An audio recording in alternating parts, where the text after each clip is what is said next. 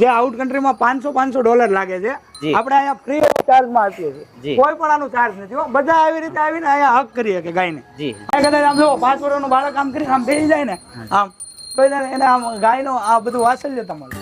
જય શ્રી કૃષ્ણ મિત્રો, આજે હું ક્રિશા નેચરલ આઈસ્ક્રીમમાં આવી ગયો છું, સુરત ખડસદ રોડ ઉપર. ક્રિશા આઈસ્ક્રીમના ઓનર આપણી સાથે જોડાઈ ગયા છે. જય શ્રી કૃષ્ણ, મારું નામ જયેશ અમીપરા છે. આજે અમે લઈને આવ્યા છીએ મારી ગાય, મારું દૂધ અને મારું આઈસ્ક્રીમ.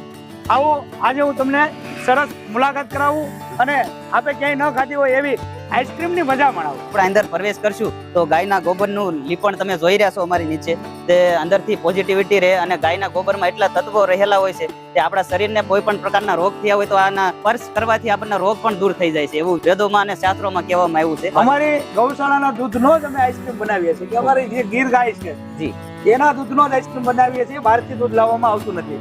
આ અમારી બધી જ પ્રકારની આઈસ્ક્રીમ છે. ખજૂર દૂધ છે, ખજૂર દૂધ અમે ઓટો પ્લાન્ટમાં રાખ્યું છે. અમારી પાસે આઈસ્ક્રીમની વાત કરીએ તો કોકોનટ, સીતાફળ, જાંબુ, જામફળ, સ્ટ્રોબેરી, પાઇનેપલ, રોસ્ટેડ આલમંડ, માવો મલાઈ. માવો પણ અમારા ગાયના દૂધનો જ માવો હોય છે કે અમે ઓર્ગેનિક ખાંડ, બ્રાઉન સુગર કહેવામાં આવે છે, તેમાંથી જ અમારો આ આઈસ્ક્રીમ બનાવવામાં આવે. આવી જ રીતે આપના બાળકોને આ ગૌશાળામાં આનંદ લેવા માટે લઈને આવો.